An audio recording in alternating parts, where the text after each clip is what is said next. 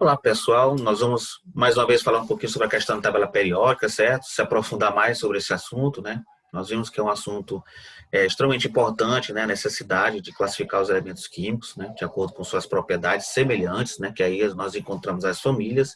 E também a questão, né? Do modelo de distribuição eletrônica, né? Depois que declararam aquelas teorias relacionadas à questão do átomo, né, da impossibilidade de conhecer seu movimento, sua posição. Então, tudo isso culminou na criação dos orbitais através da mecânica quântica. Tá? Então, nós vamos falar um pouquinho do que se desdobra com relação à tabela periódica, né, nas suas famílias e períodos. Certo? Né? Vamos só repetindo mais uma vez a questão do histórico, né? Como que aconteceu, por que a necessidade de classificar os elementos, né, de associar, né? Vejo que no ensino fundamental a gente classifica, né, seres vivos, não minerais, animais e vegetais, né? Sempre tem essa necessidade de classificar os elementos químicos, as substâncias, os animais, a natureza, justamente para que tenha uma melhor organização. Então, classificar é organizar um determinado conjunto, né, de elementos. E a tabela periódica foi isso, ela surgiu na necessidade de organizar os elementos químicos de uma maneira mais, posso-se dizer, de uma maneira mais efetiva. Né? O primeiro foi as tríades, né? Em 1817, do Doberein.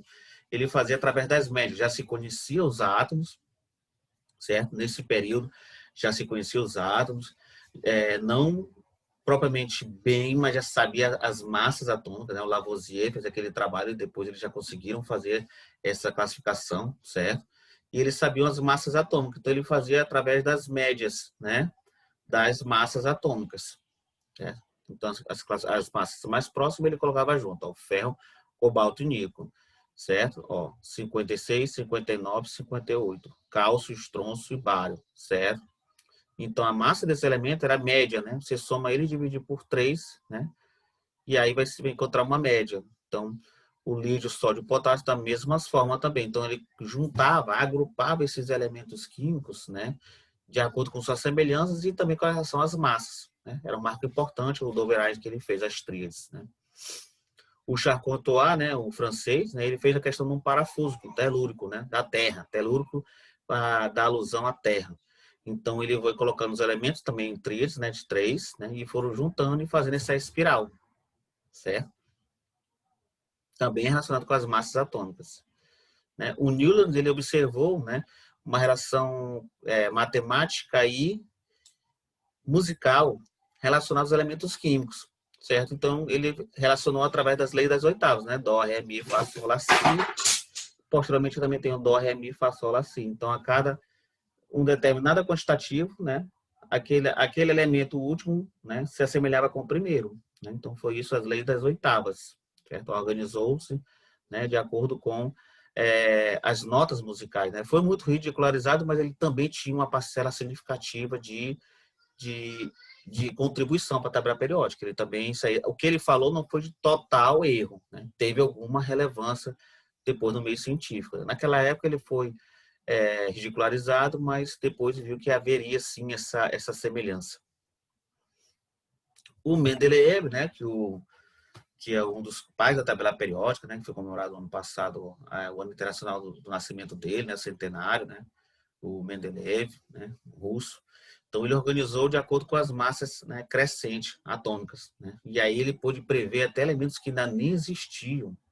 Para te ver como que foi a relevância do trabalho dele. Ele conseguiu colocar elementos que ainda nem existiam, calculou ponto de fusão, ponto de ebulição, densidade. Então, ele fez um trabalho enorme para a tabela periódica. Certo? Tudo isso ele relacionava em ordem crescente. Ó.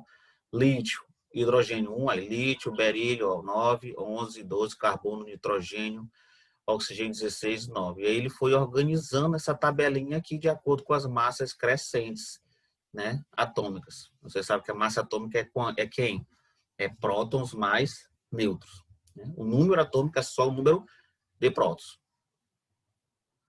E o Moseley, né, inglês, Henry Moseley, ele organizou de uma maneira melhor, de acordo com suas números atômicos, né? Números de prótons. Né? Aqui, ó, no primeiro período tem o hidrogênio e o hélio, 2. No segundo período, você vê que o período a gente vê de uma maneira horizontal. Lembra lá do pôr do sol na praia, horizonte, né? Período, horizonte. família vertical, coluna vertical, né? Então, os períodos aqui são 7, ó, 2, ó. Segundo período, 3 lítio, 4 berílio, aí 5 carbonos, 5 boros, 6 carbonos, 7 oxigênio, 9 flúor e 10 neônio. Certo? Então, ele organizou tudo isso em ordem crescente. Ó, 19, 20, 21, 22, 23, 24, 25, 26, 27, 29, 30, 36. Então, os períodos foram organizados, né, e as famílias também. Aí você sabe que as famílias, né, os elementos apresentam propriedades semelhantes, não são iguais. Eles são parecidos, eles têm algo em comum. Tipo uma família. A sua família tem algo em comum. Pode ser a aparência física, pode ser o sangue, o DNA, pode ser também só o sobrenome, né? Mesmo que a pessoa seja adotada, mas ela tenha um sobrenome, ela foi adotada legalmente, então ela pertence àquele grupo familiar, certo? Da mesma forma que os outros, mesmo que não tenham DNA e mesmo que não tenha traços de rosto, de semelhança, né? Então, isso é a questão da família. Oficialmente são isso. Então, a tabela é 7 períodos, né? Que nós vimos lá na frente, corresponde às camadas eletrônicas, aos níveis eletrônicos que esse elemento pertence, né? O sétimo, ele tem 7 camadas e ele para no 7º nível eletrônico, né? E as famílias, que são 18, né? E aí, junto na família 6 e a família 7, nós temos essas duas séries, os lantanídeos, né? E os actinídeos. Aqui estão alguns resultados da web. Ó, família 1, metais alcalinos. Família 2, alcalino terrosos. Família 3, a família 12. Todos esses elementos aqui, ó, pertencem a esse grupo. São os metais de transição, os metais que terminam no orbital D, né, bloco D, né, da distribuição eletrônica lá dos orbitais, da função de onda probabilística, né? Aí depois metais do boro, do carbono, do nitrogênio, os calcogênicos, né, os que absorvem energia, os halogênios, os formadores de sais, e os gases nobres, aqueles que não se misturam com os demais elementos, normalmente, né? E também tem as séries de actinídeos e os lantanídeos, que a gente não estuda. Nós estudamos, na verdade, a família 1, a família 2. Toda essa família aqui a gente não estuda, né, no ponto de vista de distribuição eletrônica. E aí só vamos estudar só a 13, a 14, a 15, a 16, a 17 e 18. E aí, na família 1, nós temos todos os elementos terminando em orbital S, né? S. Os elementos de transição, todos eles terminam em orbital D. Os elementos da 13 a 18 terminam em orbital P. Ó. E aqui são os períodos deles. Os lantanídeos e actinídeos terminam no orbital F. Né? Mas aí vocês voltam a me perguntar, esqueci, professor, o que significa isso, esses orbitais, a distribuição eletrônica? A distribuição eletrônica, de onde é que ela surgiu, turma? Ela surgiu da incerteza do rádio, né? É impossível prever a velocidade e a posição de um elétron em um dado momento, então você não tinha como calcular isso, né? A dualidade do átomo, né? A dualidade de Luiz de Broglie, né?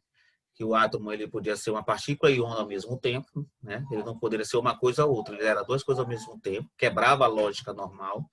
E aí depois surgiu a função na mecânica quântica, né? Função de probabilidade do elétron, né? Como o elétron a gente não sabe onde ele vai estar, a gente pode dizer mais ou menos com uma certa certeza onde ele poderia estar. E aí entra os orbitais, que é a região onde há a probabilidade de encontrar o elétron. E aí foi feito esse diagrama dos orbitais, ó, né? Em linhas, né? Paralelas, e aí tem o quantitativo de cada orbital, quanto de elétrons que eles podem ocupar. Ó, 2, né, o orbital S, o P6, o D 10, no máximo 10 elétrons, e no F no máximo 14. E aí eu tenho lá um elemento, por exemplo, 4 elétrons, né? Então, como que eu vou distribuir? 1s2, 2, 2s2, 4. Pronto. Então, ele vai parar no 2s2. E assim eu vou fazer. No neônio, por exemplo, um gás nobre, né? 10. Então, 1s2, 2. 2s2, 4. 2p6, 10. Então, esse elemento neônico ele tem a distribuição, né, que finaliza no orbital P6. Entendeu? Então, essa é a distribuição que a gente faz para descobrir alguns elementos na tabela periódica. Grupo 1 são os metais alcalinos. São metais pertencentes ao grupo S, né? Reagem violentamente. O sódio, se a gente colocar na água, né, ele é um elemento que explode, né, dá aquela explosão. Então, são elementos... Professor, todos os elementos dos metais alcalinos, eles vão reagir assim? Sim. Eles têm essa característica, são metálicos e quando eles colocam água, eles reagem violentamente. E têm uma cor prateada e fundem a baixas temperaturas, né? E produzem hidrogênio quando colocado em contato com a água. Pronto. Aqui tem o hidrogênio, que ele não é classificado um metal, ele é um gás, né? Mas ele está aqui porque ele tem um elétron, né? Então ele vai pegar a distribuição 1s1. E esses outros todos vão terminar também em S1. Então, por isso que ele ficou classificado como uma família dos metais alcalinos, embora ele não seja metal e não reaja violentamente em contato com a água, certo? Aqui tem uma reação simples do sódio em contato com água, ele gera uma base, ó, hidróxido de sódio, que nós vamos estudar mais lá nas funções inorgânicas, mais hidrogênio. E com o aumento aqui, ó, a passagem desses elementos para cá vai aumentando o número de camadas, porque, lógico, correspondente à questão dos períodos, né? Período 1, 2, 3, 4, 5, 6, 7. Então, o sétimo período, lógico, vai ter 7 camadas eletrônicas. E todos os elementos do 1 apresentam, né, a distribuição terminando em NS1. Ó, hidrogênio 1s1, 2s1, 3s1, 4s1, 5s1, 6s1, 7s1. Se você for fazer a distribuição de todos os elementos, todos eles vão parar em S1. Isso os elementos da família dos metais alcalinos. Certo? Olha aí. Distribuição do sódio aqui, ó. 1s2, 2s2, 2p6, 3s1. Então ele pertence ao terceiro período da tabela periódica. Terceiro período da tabela periódica. S1, metais alcalinos. Então, professor, quer dizer que só pela distribuição eletrônica eu posso saber que elemento é esse? Sim, pode saber, sim. Né? Vamos passar para outra aqui. Metais alcalinos terrosos são os elementos do cálcio, do estôncio, do bário e do rádio, né? Metais alcalinos terrosos, né? Porque eles têm de todo o grupo, né? Também pertencem ao grupo S, então eles vão terminar no S2, certo? Também são metais, ó, e também tem reações com água, embora elas sejam menos fortes, não sejam tão violentas, certo? Se você botar um cálcio, ele vai reagir, mas não tão violentamente quanto os metais alcalinos, os alcalinos terrosos, certo? E aí todos eles vão terminar em quem? S2. Olha aí. Magnésio, número atômico 12. Se tem 12 prótons, tem 12 elétrons. Então, distribuindo 1s2, 2s2, 2p6, 3s2. Ó. Dos grupos de 1 a 13 são os elementos metais de transição. Como eu já tinha falado, são os elementos que a gente não estuda no ensino médio, estuda mais no ensino superior, em inorgânica 1, inorgânica 2, certo? Mecânica quântica. Você vai estudar esses caso você queira ingressar para o curso, certo? Então, eles terminam em D, né? São os elementos de transição. Olha aí. Ferro, 1s2, 2s2, 26 é o número dele. 2p6, 3s2, 3p6, 4s2, 3d6. Então, ele vai ter a terminação dele em D, com algum preenchimento aqui de elétrons. Então, ele tem 6 elétrons na camada D.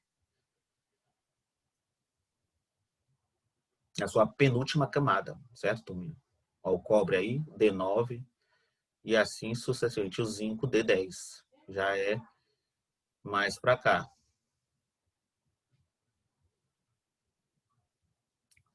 O grupo 3 é o grupo do boro, né? O boro é utilizado para antisséptico, também para construção de microchips, certo? Ele tem uma certa característica, né? Ele é também classificado como semimetal. E ele termina com a configuração eletrônica NS2 e NP6. Que é esse N, professor? Esse N são os números dos orbitais que você for fazer a distribuição. Certo? Então, todos eles terminará com P1. Olha aí, boro. 1s2, 2s2, 2p1. Certo? E já o carbono, que é a família 14, todos eles terminam com P2. Do nitrogênio, P3, e assim vai, né? O do calcogênico, P4, ó, eles estão preenchendo esses níveis. Qual orbital? O orbital P, ó. P1, P2, P3, P4, ó.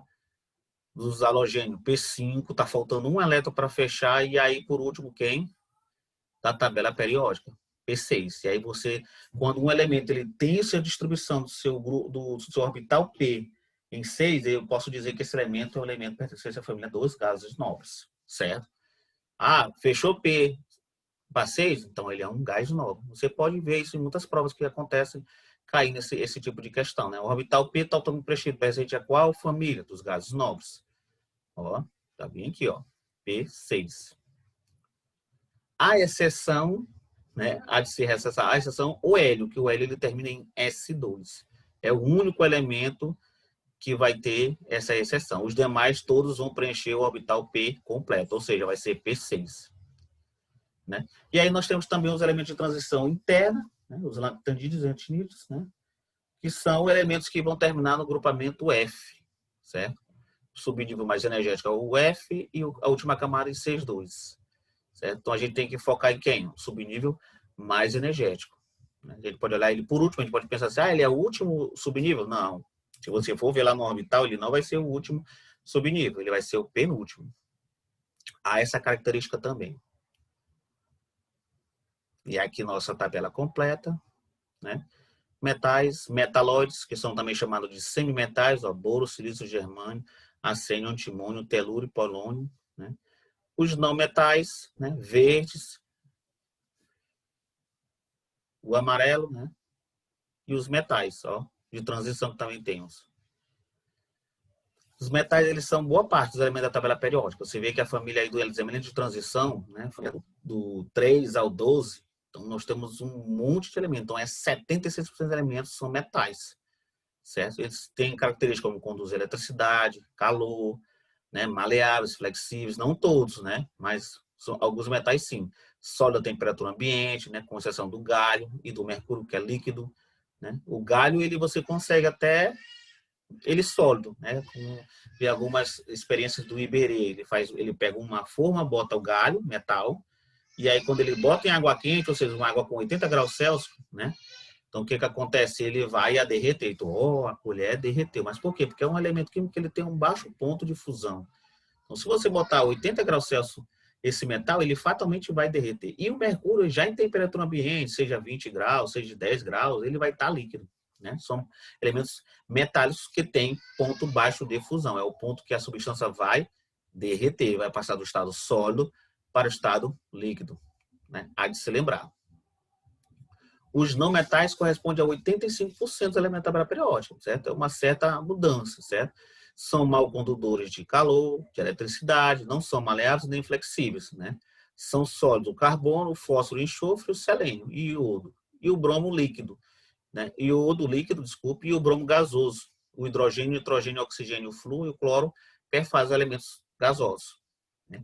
Os semimetais, ou também essa classificação que vocês poderão ver em algumas literaturas, é chamada de metalóides, certo? 7% dos elementos da tabela periódica. Tem a aparência de um metal, mas comporta-se quimicamente como um não metal. Então, existe uma coisa chamada de dopagem, que você vai colocando esse elemento a fim de que ele seja mais conduzível, né? Ele conduza melhor ou menos a eletricidade, ou pior, no caso.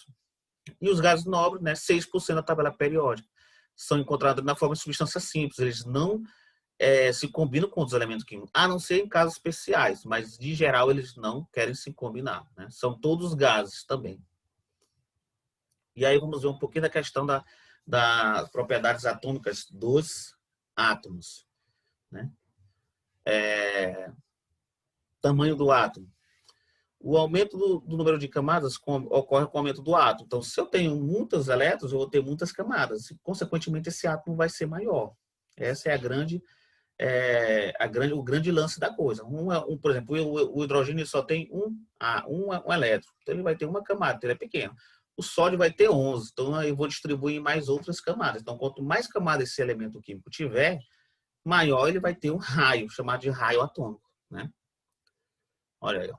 1, 3, 11 elétrons, 19, 37, 55, 87. Então, eu aumento, com o aumento do número de prótons, né, vai se aumentar o número de elétrons, vai se aumentar também o número de camadas. Né? Isso a gente chama ele de tamanho do átomo. Né? Então, esse período, o número de camadas é o mesmo, porém a carga nuclear aumenta. Quanto? Aí ele te dá uma relação. Em qualquer período, quanto maior o número atômico, menor o tamanho do átomo. Aí. Ó.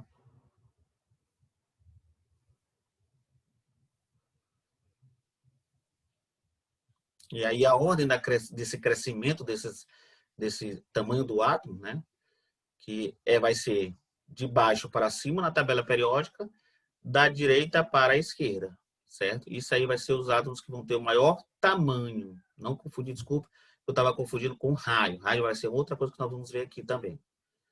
Ó, o raio chegou. O raio atômico é definido como a metade da distância entre dois núcleos. Então, eu não tenho como pegar um átomo e dividir, e encontrar esse raio dele, né? O raio, que é a distância do núcleo para os elétrons da camada de valência. Então, o que eu faço? Eu peço os dois átomos ligados, vou medir a distância entre os dois e divido por 2. E esse vai ser chamado de raio. Ó, aqui, ó. Pego o tamanho desses dois e divido por 2. Esse é o raio desse átomo, o raio do cloro. Uma medida bem simples, né? Picômetro. Picômetro vai ser uma unidade extremamente pequena, né, do átomo, né? Nanômetro é 10 a menos 9, picômetro já vai ser uma quantidade muito menor ainda. E aí a ordem crescente do raio atômico, também na tabela periódica, de baixo para cima, da direita para a esquerda. Raio iônico vai ser o raio de um átomo que já perdeu ou ganhou, no caso, um elétron. Certo? Pode ser um cátion ou um ânion. Cátion quando ele perde, um ânion quando ele ganha elétrons. Olha aí.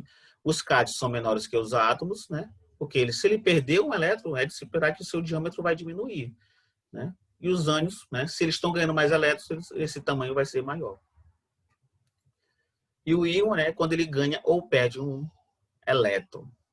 Lembrando que o átomo, ele, via de regra, no estado normal, ele é eletricamente neutro, ou seja, a mesma quantidade de prótons, a mesma quantidade de elétrons, né? E aí, tá aqui a definição do cátion. É um elemento aqui, ó, se ele tem 11 prótons, ele tem 11 elétrons. Perdeu um elétron, então ele fica positivo. Então ele vai ficar com 10 elétrons. Isso aqui é um exemplo de um cátion. Do ânion, ó, tá aqui o flúor. Ele tem 9 prótons e 9 elétrons, né? Mais um elétron, ele vai ficar 9 prótons, não mexeu no prótons, e mais 10 elétrons. Então ele vai ter um sinalzinho negativo, significa que ele ganhou um elétron de carga negativa. E aí nós temos aqui alguns elementos com seus rádios, né? Ó, aqui, ó. 150 mais ou menos lítio no estado normal, neutro, né? O seu cátion é muito menor. O sódio com seu cátion, o potássio com seu cátion, o rubídio e o césio, né? Ó. Veja que eles são sempre menores do que os seus elementos. Se eles perderem elétron, lógico que essa interação vai aumentar da força do núcleo positivo com os elétrons e, consequentemente, o tamanho desse raio vai diminuir.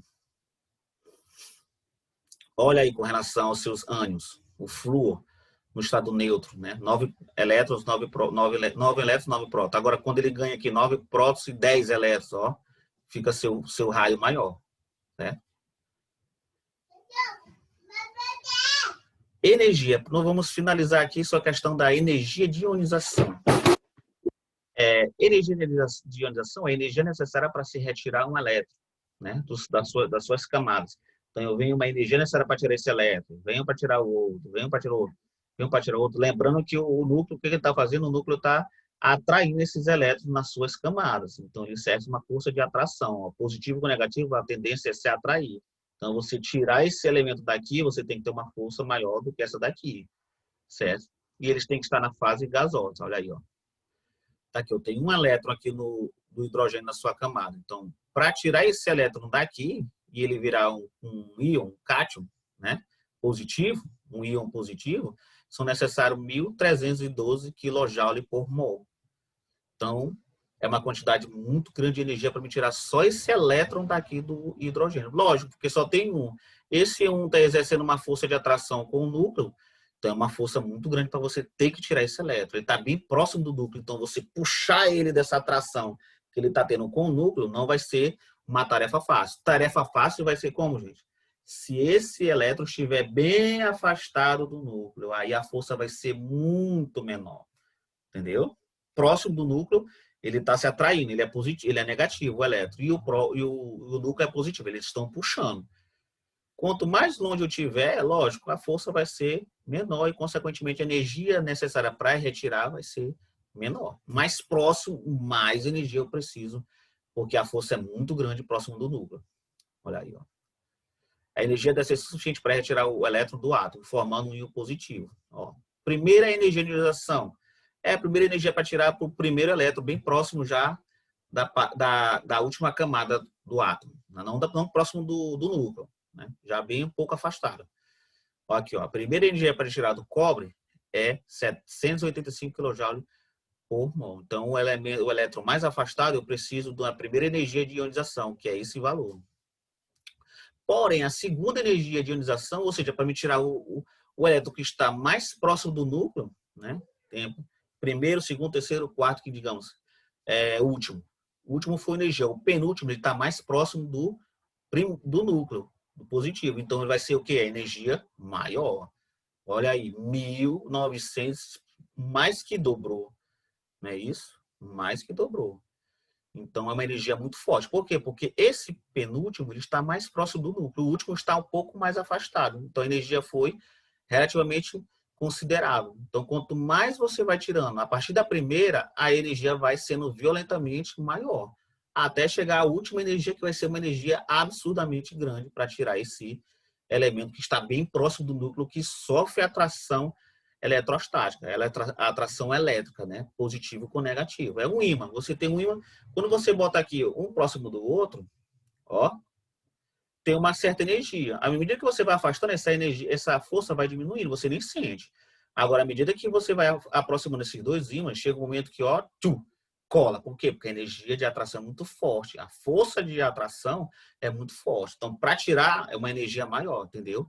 Distante, uma energia menor. Próximo, uma energia muito maior. Por último, uma energia menor. Quanto mais eu vou se aproximando, maior essa energia vai sendo. Certo? A energia chamada de energia de ionização. É a energia necessária para se arrancar um elétron de um átomo no estado gasoso.